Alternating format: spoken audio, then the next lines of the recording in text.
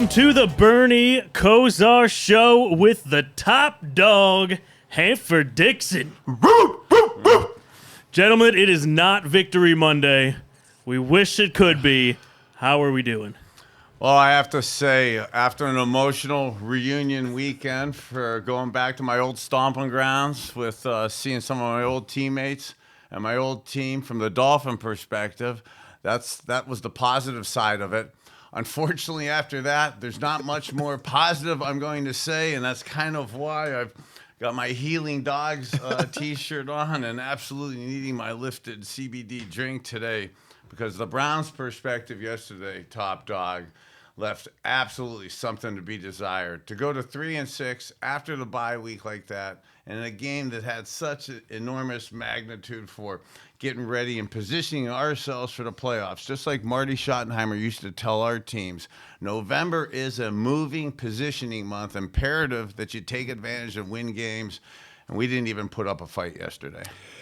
Yeah, you're right. And I have to say that I'm just really, really down today. I am just down because I finally thought that we were putting this thing together. We were getting going, especially after our last showing, how good we played. And in that particular game, the last game, we played well, I want to say in all three phases, special teams, offense, and defense. But yesterday, we were terrible in pretty much all the phases, especially offensively and defensively. We just couldn't get it going. And you have to give the Dolphins a lot of credit.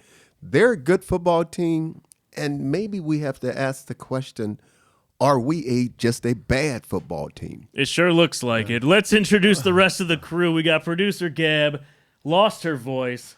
You want to wave? Yelling at the Browns too much. Gab, we have you speechless today, but you're looking stylish with that 19 Show it jersey off. on. Oh, so, rub it in, yes. rub it in.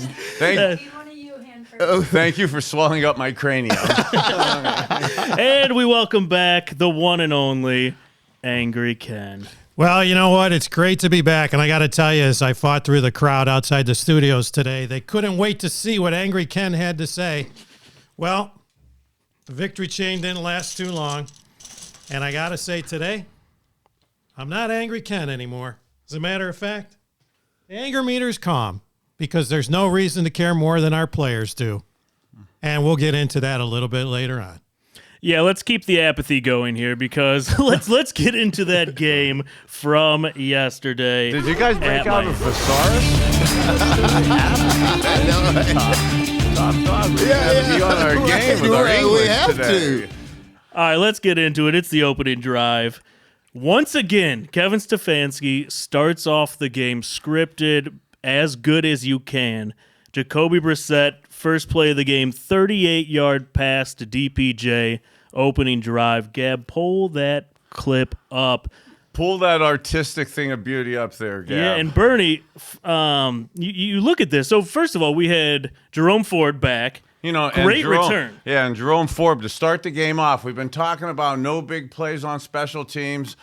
For him to start the game off with a 48-yard kickoff return, put us in exceptional field position like this, sets it up. And we've been talking about this all year, how good Coach Stefanski and the Cleveland Browns do at getting those first 10 to 15 plays scripted. That first drive or two, we've been impeccably awesome through the course of the year, and yesterday was no exception on it. There's multiple points I have on this, one of which was I absolutely love going deep early like this. And you could kind of, for myself, kind of sense that, Jacoby was the quarterback for the Dolphins last year. He's coming back home. He's at the stadium where he was the home team quarterback last year. I know for myself, and I'm not making this about myself, us quarterbacks, there's no way on God's earth you want to go into that stadium, hand the ball off right up the middle. And to have a scripted play like that, probably been working on it through the last couple days to get everybody excited about it. And then to do a double move by Donovan Peoples-Jones and do that stutter takeoff like that. to get that completion. I love that attack like that. I thought it was just a great call by Stefanski, because I'm going to speak on it as far as a defensive back point of view, because early in the ball game like that, that's the last thing you're expecting is a double move. In this case, it was an out and up.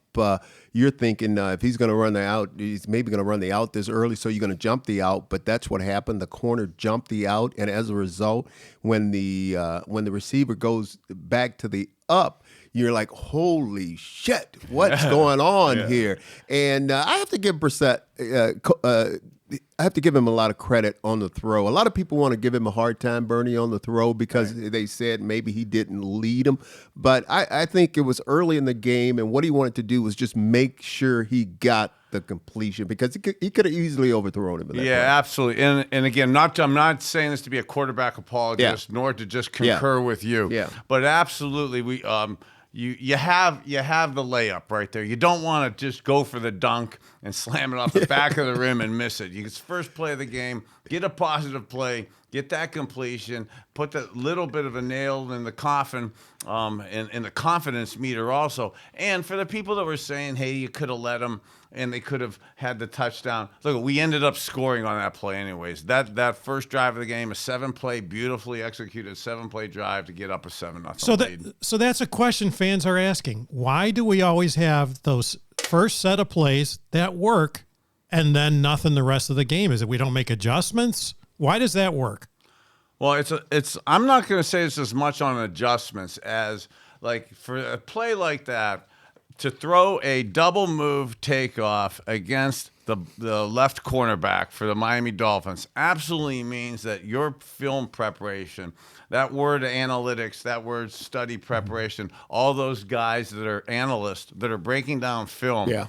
They do an exceptional job of finding those breakdowns and the vulnerabilities of the other team like that in the week leading up to the preparation like that. So you could find them for the beginning of the game, for parts of the game, but very rarely could you trick people through the course of the game. So there are points in the game where afterwards you've got to get yourself into where I just physically have to beat up on the team, and we haven't been able to take it to that level. Yeah, but Hanford, it's week after week, and you're right, a good play, but it seems like we have a series of plays that work, and then it seems like we fizzle after that. And by the way, Angry Ken will come back if we keep talking about analytics.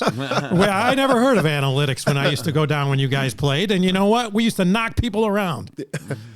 I agree with you on that analytics. Don't get me started on that damn thing neither. I get upset too, but I know where you're headed, and I agree with you a lot on the scripted plays, because obviously I thought it was just beautiful yesterday. And like you said, we went right down the field. We scored. We got a hit in the ball game. We were 7-0 in the ball game, but and then it just seemed like we just stalled.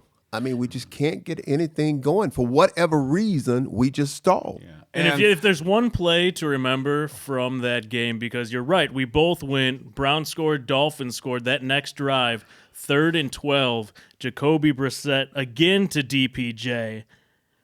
Okay, Bernie, break this one down, because we all watch this on TV, and we're like, this guy is throwing darts. You know, this is yesterday to see the adrenaline. Now, this is the first quarter of the game. He has that exceptional first drive. Now, 3rd and 12. This is awesome on so many different points right here. Besides 3rd and 12, the ability here to look at how he looks right at the beginning. That keeps the safety to the middle of the field to the right. Then to have that patience and presence in the pocket to where our tackles, offensive tackles, had a little bit of trouble in pass protection yesterday. So you see both the defensive ends for the Dolphins getting a little bit pressure outside on the edges. Jacoby, though, instead just takes his time, subtly steps up, and then to squeeze a 18-yard square and through that tight window right there with the velocity on the ball, you'd be hard-pressed to see quarterbacks throw the ball with any more velocity than that. Well, impeccably perfect. And you could tell he had to zip it in there, because if you watch the two defensive backs right here, they thought that they had a shot on the ball, but they just didn't because of how he just zipped it in there. But you talked, something I'm going to hit on. You talk about the two tackles, how they didn't have the best days yesterday. You know, when I look at it, I look at the whole offensive line. I actually think the whole offensive line had their worst day yesterday because they wasn't able to protect Jacoby, and we were not able to get anything going running the football. I mean, I actually thought they had their worst day. That's just my opinion on the whole thing. We give them a lot of credit saying they're the best offensive line in the league, but wasn't the fact yesterday. They just didn't do it. I would like to not agree with you. Unfortunately, I more probably do agree with you. For the Browns, they have 112 yards rushing yesterday, the lowest output of the year. There's a correlation. Yes, some of the play calling to not give as many attempts with only 17 attempts, 11 by Nick Chubb, 6 I think by Kareem Hunt and stuff. That's absolutely makes an influence on that. Yeah. And so those are all the positives that we have for today. So we have Nick Chubb fumble. But Dave, after that play, like we're looking at Jacoby's play, and you were asking if there was one play maybe that was more important than the other. You know, here it is at that point in the game. It's towards the end of the first quarter. It's 7-7 right now. We hit a 3rd and 12 right now to get down to about the 37, 38, 40-yard line, plus or minus. We then get a first down on the fourth down call. And again, I am all in and loving Nick Chubb. I almost don't even want to bring this point up because of the awesomeness of him as a football player and a person. Yeah. But damn, at 7-7, that fumble. Costly. When we were going to have an opportunity to, at worst, probably go up 10-7, so probably 14-7, because we were still in the realm of those scripted plays where we were very successful then. So to go from going up 10-7 or 14-7 to for them making the turnover and then them going up 10-7, that set a bad domino off in terms of that, coupled with the mismanagement of timing at the end of the second quarter when they jumped up to make it 17-7. Yeah, and I'm, Nick is such very rarely does he fumble the ball. I mean, very rarely. It's the first lost fumble since New England at New England last year. And I'm going to give the defensive linebacker or lineman or whoever it was that caused the fumble. It was just a great play on their part, great awareness on their part, because if you watched it, anyone go back or wherever you want to watch it at, if you go back and look at it, his hand came in there and he punched the ball and knocked it. And Nick was just as surprised as anything. He could not believe that ball got out of his hands. But I guess, running backs are taught, once you get in that traffic, you got to cover that ball up and you got to protect that ball. But it was a crucial. I thought it was we would drive. It was momentum, massive momentum. And I'm not trying to make an excuse for Nick and stuff, but we were talking about the heat yesterday, heat and humidity. And I know as pros we got to get used to it, but on the Browns sideline yesterday, I was there pregame and stuff. And with the sun there, temperature had it about 110 degrees. So I quickly used my Dolphin alumni status to go over to the their other side onto the shade and to be hanging out with the boys there at 78 degrees. But to see so many of the Browns front office people and everybody they were all hanging out in the shade too for that. But that makes a difference. And when we've been getting we're getting the snow in Cleveland today, the colder weather we've been having the last month or so. We don't have guys really perspiring, sweating a lot. I know that doesn't, it sounds like a thing, making an excuse for him. But when you're sweating with the new balls and stuff, it's easier to get that ball punched out and stuff when you don't have that grip like you used to. At least we don't have to worry about that going to Buffalo this week. But so it was all downhill after that Nick Chubb fumble. Let's look at our defense, Hanford. To a third down conversion to Jalen Waddle, second quarter. Defense marched up and down the field all day against us. What can we do better here?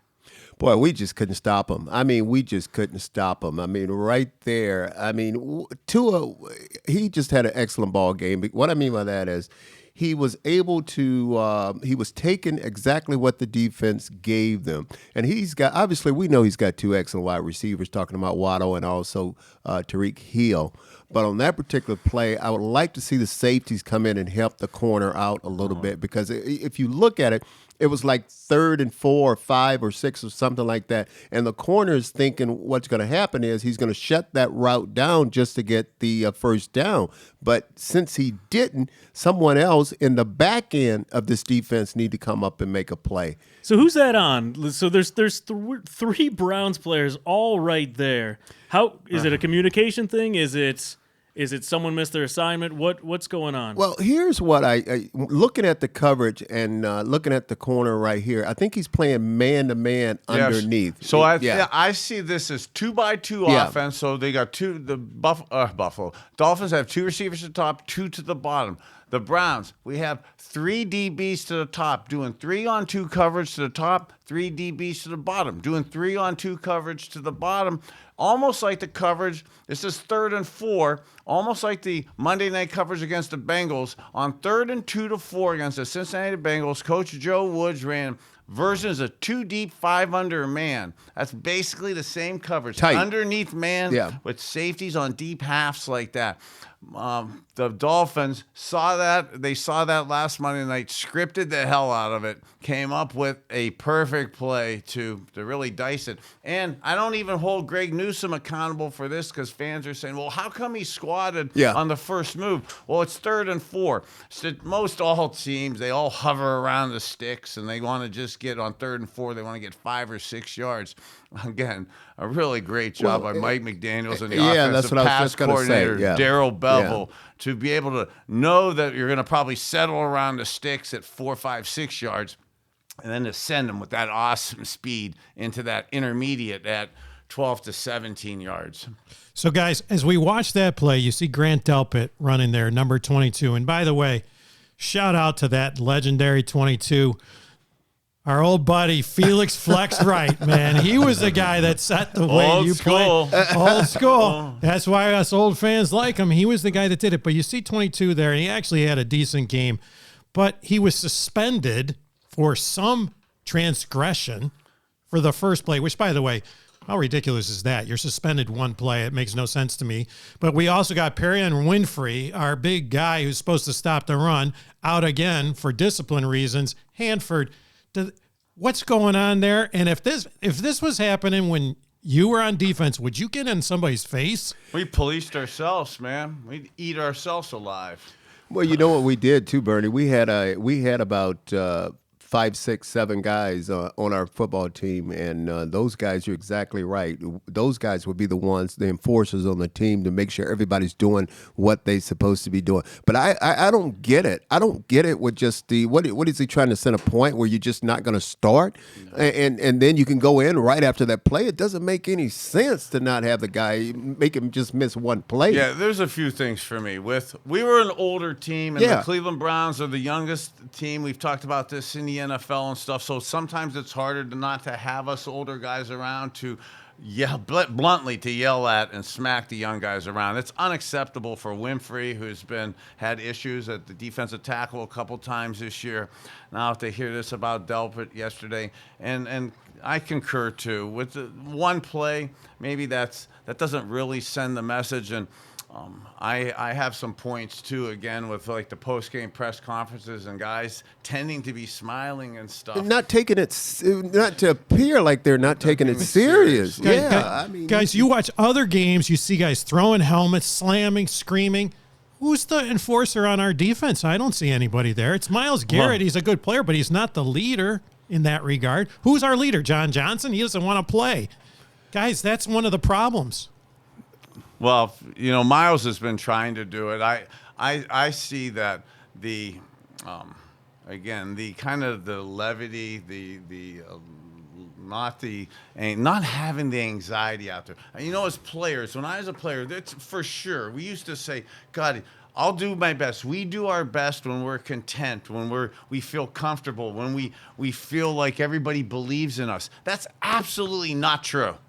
us players respond better, and I believe it's human nature. We respond better when there's a little anxiety, when we believe that if we don't come through, that we may not be here. Yeah. If we make a mistake, we may not be here. Not just one play. We're gone forever. I mean, we've had dudes, when we were playing, make a mistake, fumble a ball, miss a tackle, miss curfew. We never saw them again. Yeah. They got whacked that minute, and they were gone. And to this day, we've never seen them. I mean, and that sounds harsh and stuff. Yeah. We love but it. We want that. Do that. We want that.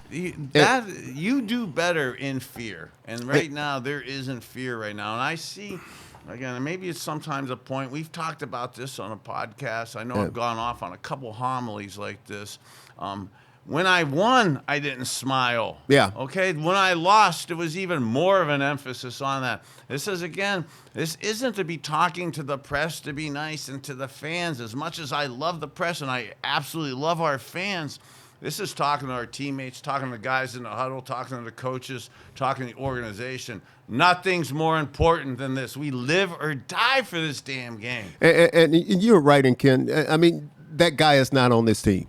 I mean, let's just face it. That guy that we're talking about is not on this team. I mean, he's just not there. You don't have anyone to make these young guys fear and know what the hell they're supposed to be doing or when to do it. It's just ridiculous right now. And you can't be after a game on a press conference. I mean, you're not serious. It hurt us when we lost the game. I mean, it hurt us because we realized that we have the best fans anywhere in the world. And I'm not just saying this about these Cleveland fans. You want to see them. You see how dedicated and loyal they are when you're losing. I mean, just think about if you go like 17-0 or you don't lose a ball game or you have a winning season.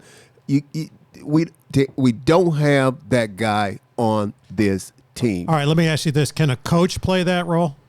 Can a coach play that role? Hell yeah. Hell I yeah. can tell you that. Well, we got a coach, and I'm not throwing stones. He's a great offensive coordinator, but instead of yelling and getting guys' faces, he's worried he's got that big playbook. There's 10,000 plays on that. I've never seen it. There's ways to do that. I mean, you have to be true to yourself. You have to be true to your personality.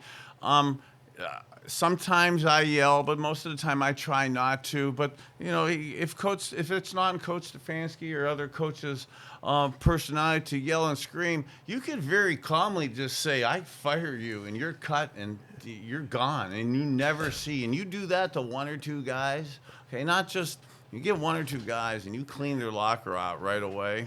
Well, I got to stand up on this one because I'm sitting there laughing at you. You talking about, I hear you yelling. When I'm on look, I can hear him yelling at some of those wide receivers way on our side of the bench. My Pinocchio nose is great. Even as I said it, I mean, I was singing to myself.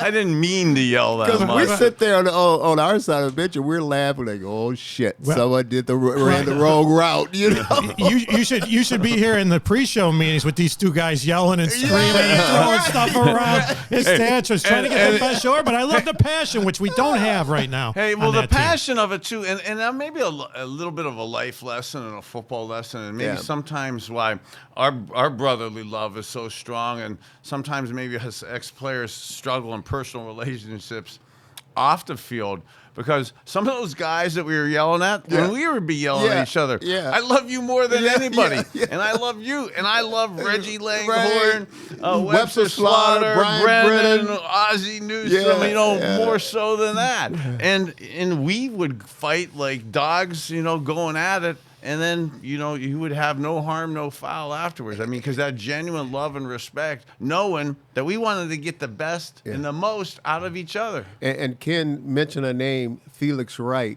I tell you one thing about it. I can turn around. It was just that chemistry was there. I could turn around, look at Felix, know what he's thinking.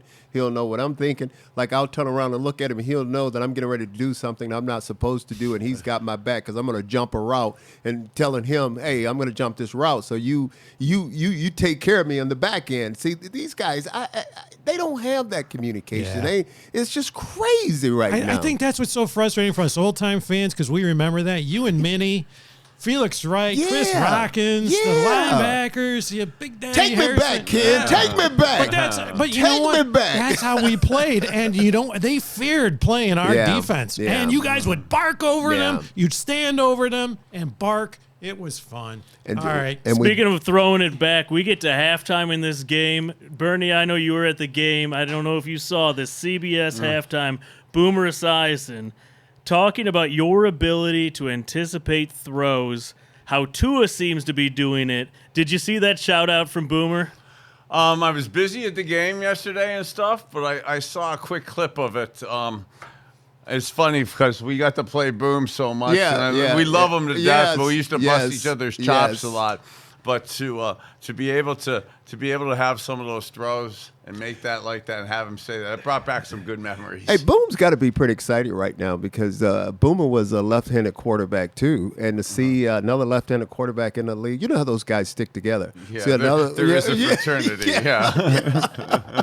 All right, let's keep it going because back on But the sense of timing that Boomer, I like to say, astutely pointed out yesterday.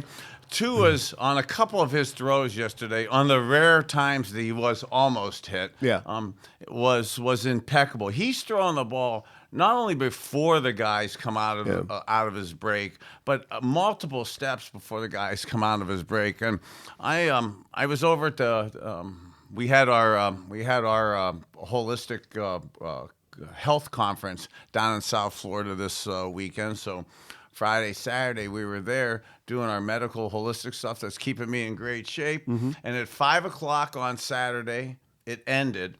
And at 5:01 on Saturday at the hotel where we had our medical convention at, the Miami Dolphins came in. So at the same spot that we had the convention at, the Dolphins stayed that night. So I spent Saturday night. That's why I didn't get over to see you. Right. I spent Saturday night with Mike McDaniel. My room was next to Tua. And then their passing game coordinator for the Miami Dolphins, Darrell Bevel, was part of a crew with me when I was with the Miami Dolphins in 94, 95, 96, my last 3 years. Dougie Fresh Peterson was in that quarterback room. What do you know about Dougie Fresh? Jason Light, the general manager for the Tampa Bay Bucks with Dan Marino, myself, but Don Shula, Jimmy Johnson was there at times. But there was a coordinator there named Gary Stevens. And Gary Stevens teaches route running. He taught me at the University of Miami, and then he became Coach Shula, Coach Johnson's, Dan Marino's coordinator. And he was me and him were working with Darrell Bevel in 1996. He's now the passing game coordinator of the Dolphins. And to see them Saturday night and to be in their quarterback room with them. Wait, they let you go in there? Yeah. Well, I guess they were I don't know really if I'm allowed to say that. Well, but they were really scared of us then. They're really afraid of our defense. You know what it is? Knowledge. It's knowledge, and they're not. Those coaches, Mike McDaniels and those guys, understand when you see a guy like Bernie Kosar. I mean, you want to try to pull that knowledge away from him. And a lot of things he can give you, he can help you with. But that's the problem with our guys. I hate to say it, but they don't want to. Well, they're trying to get that knowledge from us. Wow. That's another thing. You can go on with your. You don't have to. Well, Mike McDaniels was here with Kyle Shanahan in like 2015, 2016. I'm a massive fan of Kyle Shanahan and the system he runs. His father was a nightmare in my career. He was the offensive coordinator for a guy named John Elway at Denver, and in the late 80s. He was actually Kyle Shanahan's dad. Mike Shanahan was the first guy to recruit me to the University of Florida and stuff. But that offense, that San Francisco 49ers, that old school zone blocking game that the Shanahans run, Mike McDaniels learned that under him. So that blocking schemes, and to the point at the hotel the night before the game, they were so confident in what they were going to do in their blocking schemes against our front seven that to see their offensive linemen and to see that they're going to make a concerted effort to run the ball, knowing almost like the LA Chargers, when the Chargers came into town, they were one of the worst running attacks in the NFL.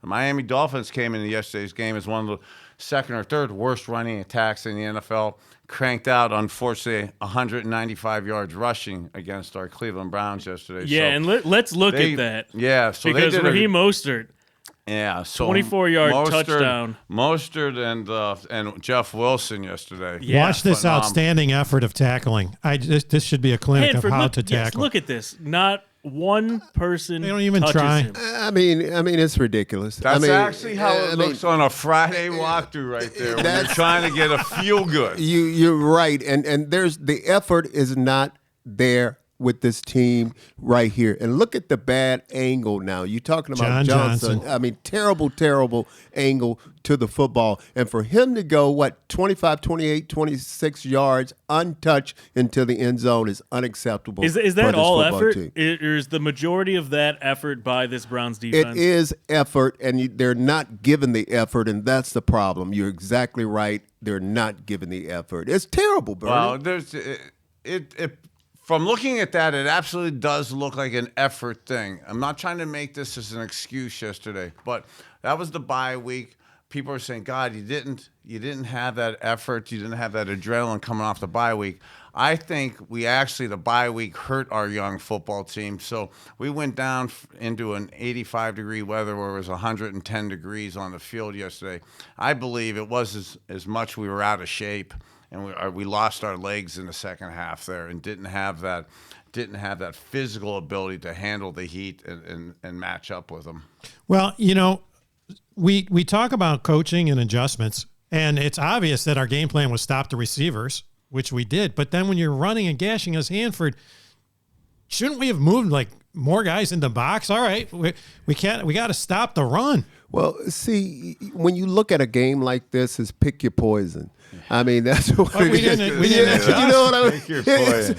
But we just kept drinking the same poison. Well, yeah, they got to go to the THC. Yeah. Okay. Ken, They need help. I agree, but it's like pick your poison. And what I mean by that is, obviously, our game plan, and you're exactly right, was to stop Hill, Waddle, and those receivers. That was our game plan. And I honestly believe that we thought that they could not run the ball the way they did on us. And as a result, man, those holes, they were gashing us, Bernie. They were and when you're us coming through there. And I'm going to go back to like that Bengals game and that play we broke down with the 3-on-2s, 2 deep, 5 under man concepts and stuff. That's absolutely set up to stop the pass. So when you're doing that in running situations, or they do run the ball, you're going to get gashed with those type of unfortunately plays. Yeah, because by the time when they get in the secondary, it's they're picking up 10, 12, 15 yards a whop there. Well, this is our Cracker Jack art crew. This is what it felt like. We're sitting there with the white flag. That's actually when I was in the meeting and that's room. how we felt. Well, actually, that's how you felt Sunday. And I'm going to say this to sort of be funny, but that's how I felt Saturday night. Okay, when with that white flag being flown there. When what I was just articulating about my love and respect for Kyle Shanahan and Mike McDaniels and that type of system. In the meeting the other night, when I saw that type system that I love, and you parlay and overlay the Dolphin system now with Darrell Bevell and what he learned from the old Don Shula, Jimmy Johnson type offense, which is the old school professional game of drop back throwing. Darrell Bevell's teaching releases and stretches and stuff that is now marrying two really beautiful offenses together. I didn't really realize how sophisticated and comprehensive the Miami Dolphins offense is. They have a handful of weapons, and with the way Tua has that impeccable timing right now, the way he's letting it go, I love it. Well, and we were outcoached too. I mean, Mike McDaniels and his group, they totally outcoached Stefanski and his guys. And you're right when you say they had something for Tua. I mean, for our front seven.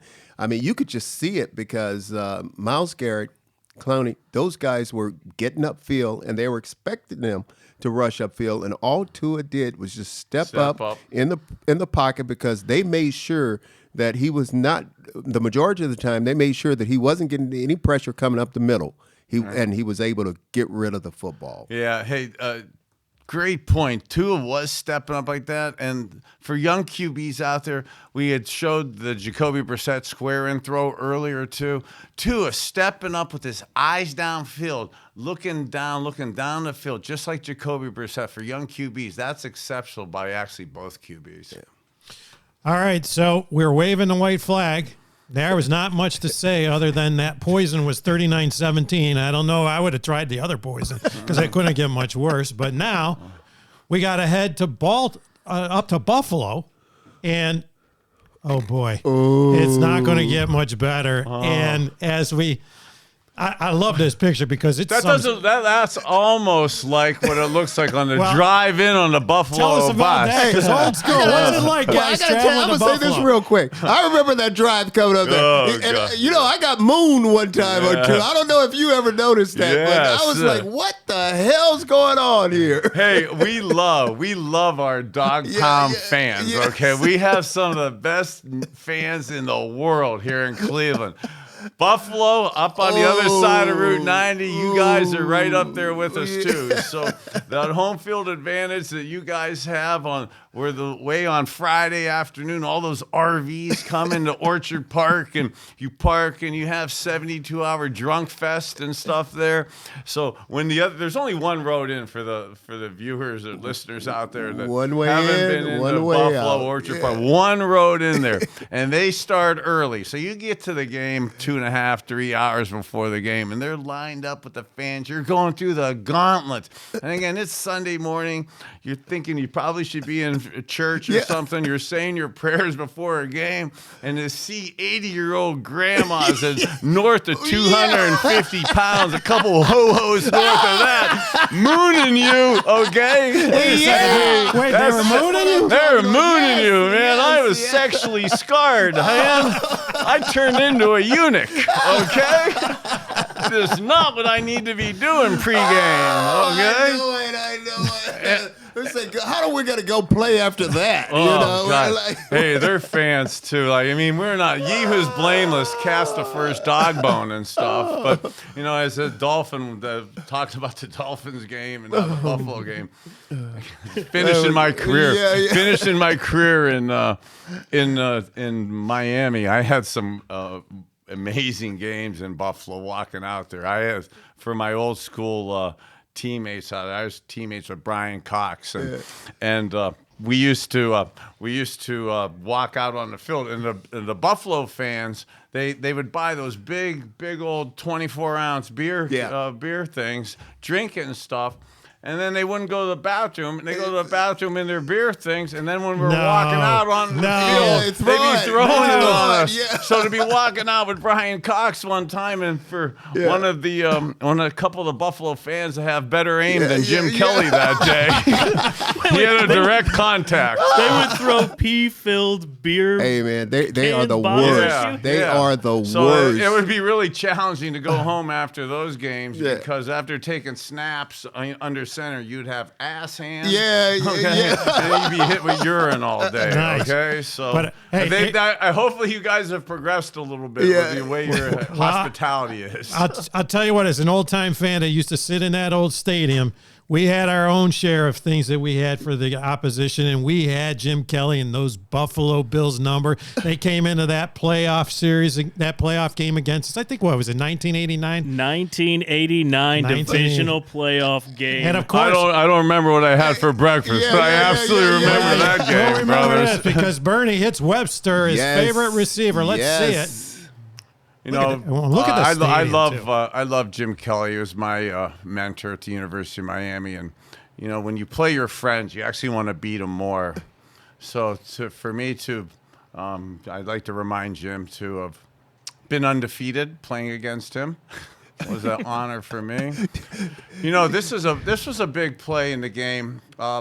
Buffalo was actually better than us this year. And we had to go down to Houston to win the last game of the year to win the division. If we win the division, we get in the playoffs and you get a bye week. And unlike the Browns last week against the Dolphins, not taking advantage of a bye week, God, I loved so much to have an extra week of preparation. If you gave me that extra 7 days to decipher and break up plays and break up the other team's defense. I could eat them alive with schemes and technique. And unfortunately, and this is hilarious to me, this is 3rd and 14, and there's not really many things that are going to be successful, but somehow the Bills, they do this, they stupidly do an all-out blitz like that to leave Webster Slaughter one-on-one like that. Yeah. He can fly. That's actually on Sunday morning. I used to go to church and pray to God that they would do zero blitz like that on 3rd and long. And I knew Webster had him right away because I was on the sideline. I was watching. I knew Webster had him right away because first of all, you look at the corner up there. He's stooped way down in his stance, and then the first thing he did, he make a move with his left foot. He moves it up, and after that, I said, "Oh, Webster has got him. Watch him here. Let's see how far he's down. Watch him make that move, that left foot up, coming." Boom, he's dead. Boom. He's dead right away. And BK, no, all he's got to do is Just put lead it him. so Webster can run right underneath it. Touchdown, baby. Yeah. Well, for his Hey, great. can you run that back for a sec? Oh, Bernie likes seeing these plays. We just played it 10 times. But look at to the right here. Look at things for young backs. They're like, this is Kevin Mack blocking to my right here. This is blocking Daryl Talley. I mean, there's a little keys to the assignment, details, personal pride, little things that make things successful.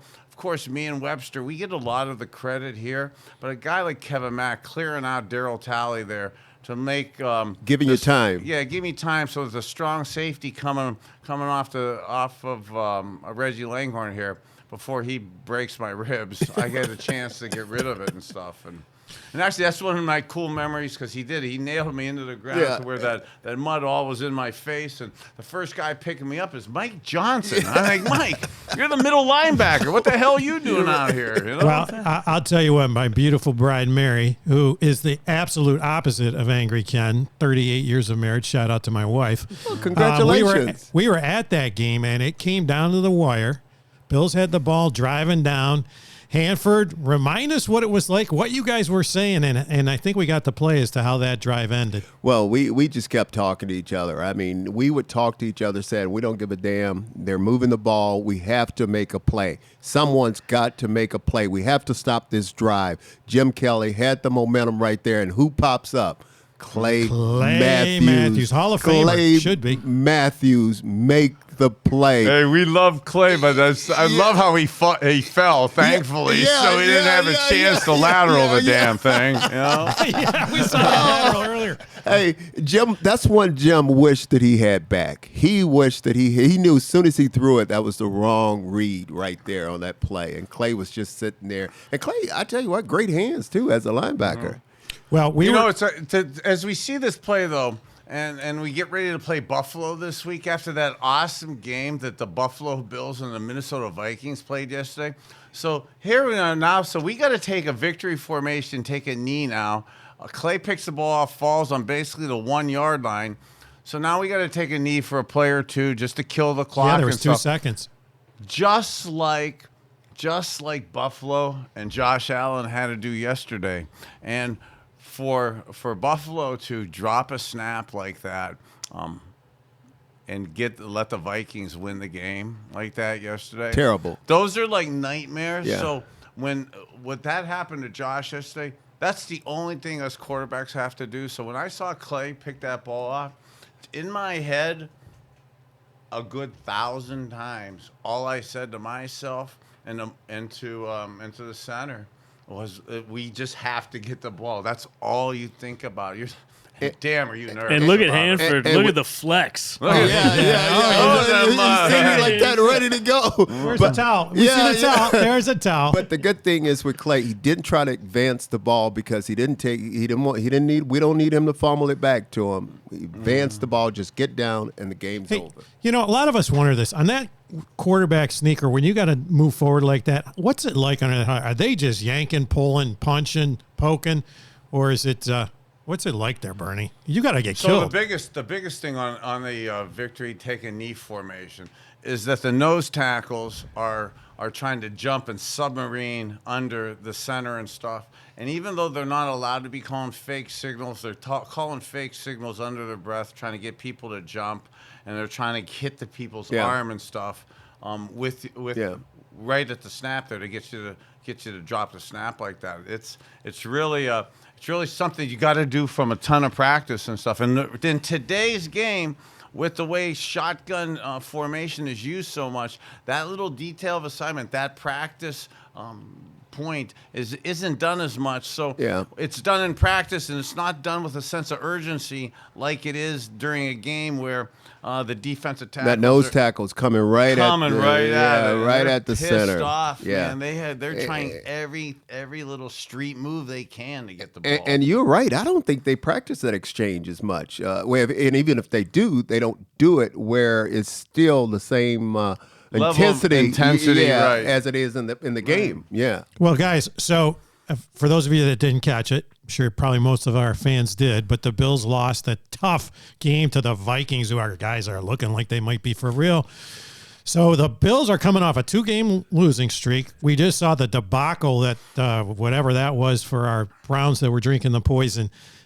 What's the mindset going in? Those Bills are going to be ready. Our Brownies, Hanford. Well, I got to say this before Hanford goes. The mindset going in is that we want Buffalo to at least punt one time, which would be one more time than the Miami Dolphins did. Oh, and by the way, how about that equipment manager tweet, Bernie? Oh, my equipment guy, Joe. I know.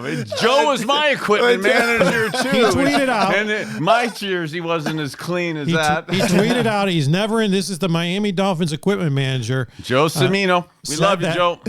He never in his entire career of being an equipment manager saw a quarterback take off his jersey that was as clean. Well, Ken, you know what? You know what? It goes back to exactly what they told Bernie the night before Saturday night. You know, they had a game plan they were ready. They were ready for our fight. It's almost, we said this a couple weeks ago at the podcast when we saw Coach Belichick before the Patriots game, and he had that confident look and that aura about him. Yeah, the Saturday night and through Sunday morning, the Dolphins absolutely had that. Our players better be ready, and I guarantee those old ladies with their pants down are going to be pretty angry too. Yeah. I'll turn it over to Big Play Dave to give us a highlight. You think of Ken was on the bus with us going into Buffalo. You talking about being angry. Yeah. You would be angry if you had to see that kid. Yeah.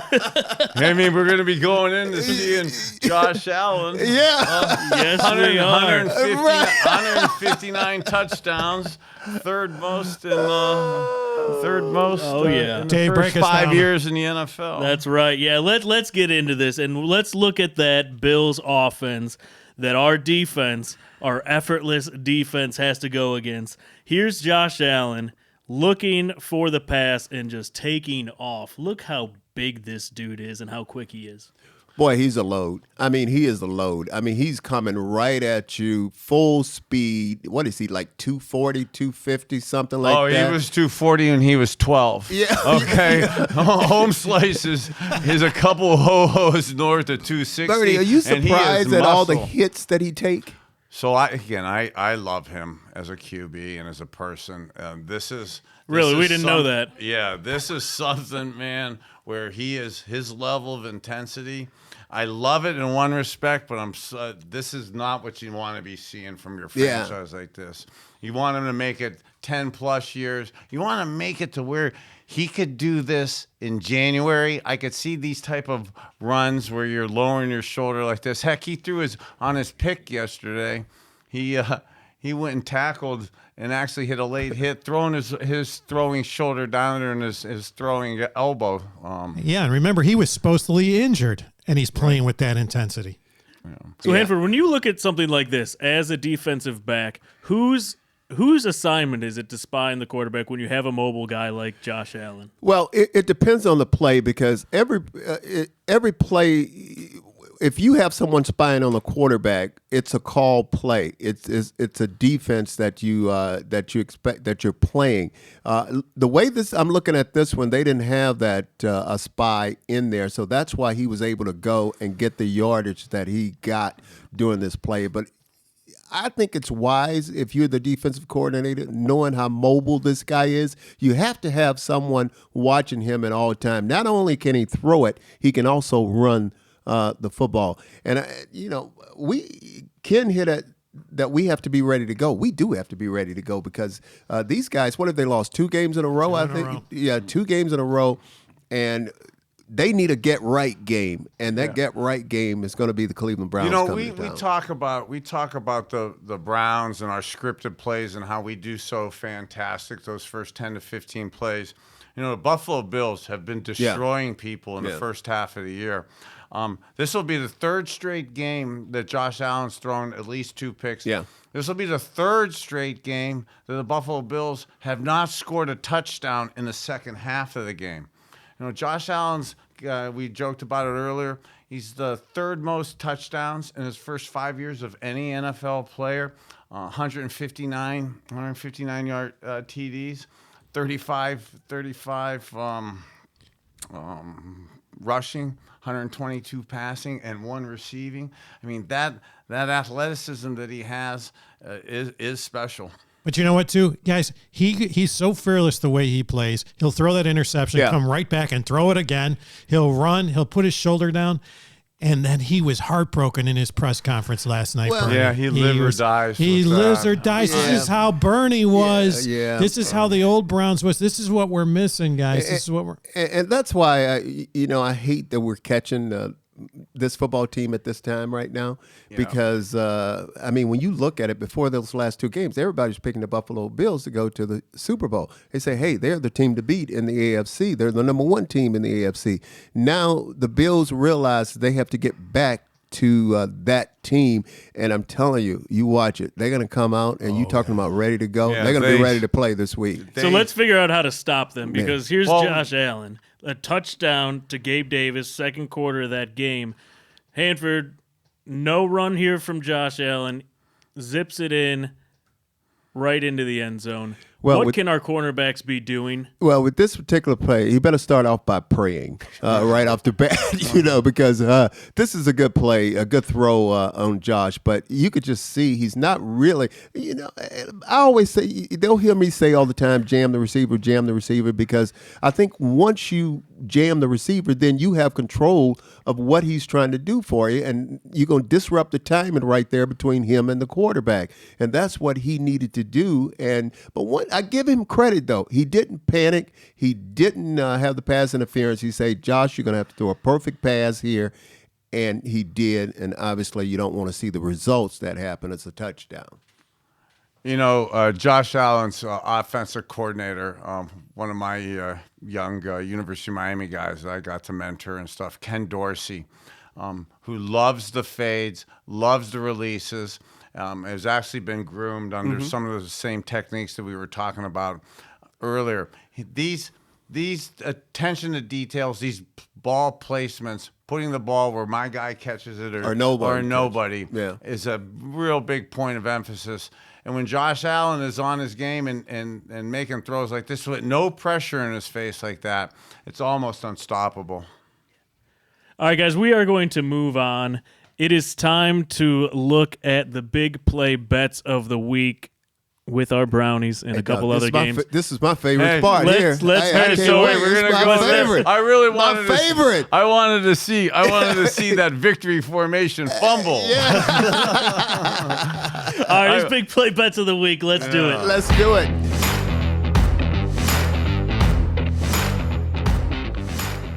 All right, guys. So those of you that are paying close attention, I wasn't on the show last week. I was traveling around the world, and happy to say I was at the corporate offices of our sports betting partner that we will be announcing next Monday. So there's the tease. And by the way, their corporate offices are in Malta, of all places. Yep, Big Play Network is global as we negotiate a deal that will be spectacular. You don't want to miss it. The announcement will be next Monday. And this isn't going to be like some of the typical announcements you're hearing from some of the different sports operators out there. We'll get into the details of what makes this so special, but we're going to let you, the fans, actually have a say in some of the bets that we're going to be doing. So that's the big tease for next week. But our guys are on a roll, unlike the Browns defense that's less than to be desired. Our guys just Hey, can't I would seem trade. to I would miss. trade. How about if I say I will trade a couple of our winning bets for a Browns Yeah, W, yeah. a Browns real W? Okay, so we could be sitting here at 4-6 next week. All right, okay? producer Gab, let's pull up the single star, the 1-star bet. All right, this is our old friend Baker Mayfield traveling to Baltimore and those mighty Ravens, and Ravens are given 12.5. This is a lot of points, Hanford. Yeah, it is a lot of points, but then again, you hit right on it. You said Baker Mayfield is starting for the Panthers, and they are playing this game in Baltimore. And when you look at Baltimore's defense right now, Bernie, they are starting to come back and play the way that we've known the Baltimore Ravens defense to play.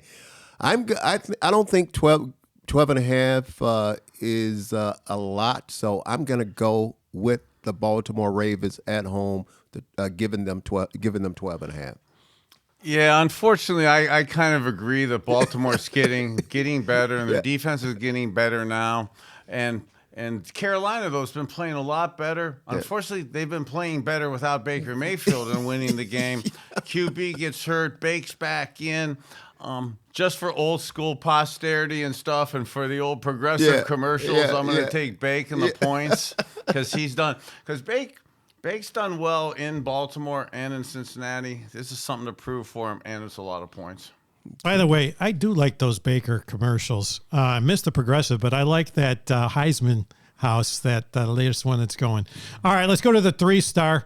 Our division rivals, Cincinnati Bengals, are traveling to Pittsburgh, and Joey Burrow, your man, Bernie, given 4.5. What do you think?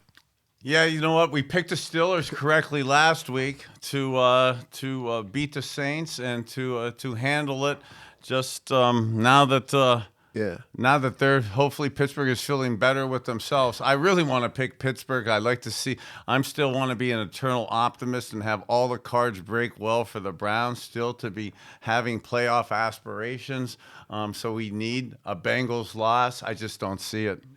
I see the Bengals. I'm going to disagree with you. I think the Steelers have a jolt of energy with this football team, especially on the defense. They got T.J. Watt is in Pittsburgh is back, and they are playing in Pittsburgh. And Pittsburgh is feeling pretty good about themselves. They're coming off for them a big win. So I'm going to go with the Pittsburgh Steelers on this one. Well, that takes us to our 5-star, and I know the guys get a little nervous when we put the Brownies up there, but I don't. By the way, one of the things with our sports operator that we'll be announcing next week are the in-play bets, which are going to be pretty spectacular, some pretty cool stuff. I see we're getting 8.5. Guys, for me, that 8.5 is going to be covered in the first quarter. I think this is a tough one. Browns getting 8.5 at Buffalo. Hanford, take it away. Ken, I agree with you on this one. You heard me talked about earlier a get-right game for the Buffalo Bills. I think this is a get-right game for them. They need one of these games. And this is an angry football team right now. The Bills are an angry football team, and they're a good football team. They're a team that really has a good defense that really hasn't played up to their capability in the last 2 weeks. And we all know about their offense. So I'm going to go with the Buffalo Bills. And I hope I'm wrong. But I'm going to go with the Bills. You know, I agree with you that the Bills are absolutely an angry football team. They're a needy football team. They need this W this week. I would have loved to have seen them get the W against Minnesota and possibly have a little apathy coming in for this week. But our Cleveland Browns, I think we should be an angry football team. We're a disappointed football team, but we should be an embarrassed, desperate football team. And one of the things that's also happened with the Buffalo Bills over the last couple weeks is that really exceptional defense that they are supposed to have is doing well against rushing the quarterback. They are extremely struggling, and the Vikings toasted them in the second half with their run defense yesterday. So if this game, because it's a desperation game for us, hopefully a personal pride game that we were incredibly embarrassed from what happened last week, and now also just a understanding of who we are. At this point in the season now, we are a running football team, and we have to dominate a physical presence. If Buffalo is having trouble stopping the run, and they've had a lot of injuries, we've got to go. I want to go after them in a massive physical game, an act of almost of desperation, and I want to take our Browns. Guys, I don't see it. As a matter of fact, the 8.5, the only thing We that I know see, you don't see it. 8.5 to me is the over-under on the old ladies with the moonshot to the players coming in. 8.5 That is looks about, like that I is love it. about I right. love it. All right, Big Dave, wrap it up for us. Yes, let's head into the. You know what? Before we do that, real quick, pick 'em games: Sunday Night Football, Monday Night Football. We've got Chiefs, Chargers, 49ers, Cardinals. Bernie, Chiefs, Chargers. If you had to just pick Where one, are they at? Where do you think? We're in they at? L.A. I in don't Los care where Angeles. they are. I'm Yeah. going first. I'm going with Well- the Chiefs. well, I don't Chiefs- care where they are. Yeah, well, Chief Chargers in Yeah, KC. yeah. You know what though? Chargers just don't have it Yeah, this year. Chargers are off their game. We actually had that right again with Frisco the other day too. Yeah, and talking about San Fran at Arizona. Monday Night Football. I'm going to go with San Fran. Oh, yeah, I'm a San they're Fran. playing extremely well right now. I'm This going was with the San Kyle Fran. Shanahan, Yeah. Mike McDaniel's podcast today of positivity. I'm not their new marketing rep, so I'm not going to at the end not take Kyle. Hey, the one thing on that Arizona team, though, shout out to Andy Isabella, former Mayfield Wildcat, that plays on that's that right. team, and That's so we want to see him on that Monday Night Absolutely. Football. That's right. All right, get ready to get those bets in. Sports gambling is going to be here before you know it. It is time for the 2-minute warning. Let's get it going. 2 minutes, guys. Here we go. The clock will start. All right, guys, anything you want to talk about? Last 2 minutes of the show. Final thoughts. You know, I talked about being 3-6, and we talked about being desperate, embarrassed, a personal pride game. To be 3-7 right now, and knowing that the ramifications of that right now, that personal pride of, again, I keep going back to this Jimmy Johnson. Somehow, some way, you have to find a way to have that personal pride. You have to find a way to have that adrenaline and come and make these plays, because the performance hasn't matched up to what we have talent-wise. Yeah, I mean, I agree, and I have to go back to how I started the show. Really disappointed with this football team right now. Really disappointed of how they come out and played yesterday, because, again, I thought we were on the right track. I thought we had found something with this team offensively and defensively, and it just wasn't the case, because when you look at it, they played terrible. I mean, they absolutely played terrible against the Miami team. And real quick, all the thing I want to say to them, if they're listening, and I'm sure some of them are watching this podcast, expect to win, expect to win, because if you expect to win, usually you'll find a way to win. And if I could add too, how you do little things is how you do all things. And perception matters. And the perception that you care, and the perception that you love this game, and the perception that you would rather die than get an L, that matters. So how you do these little things, maximize today, maximize your preparation, and mentally start preparing yourself for this game to come through at all costs. Big Dog, good show. I mean, you just get better and better. Great show, my dog. Loving you, my man. All right. Loving. You matter. Go Browns. Yeah.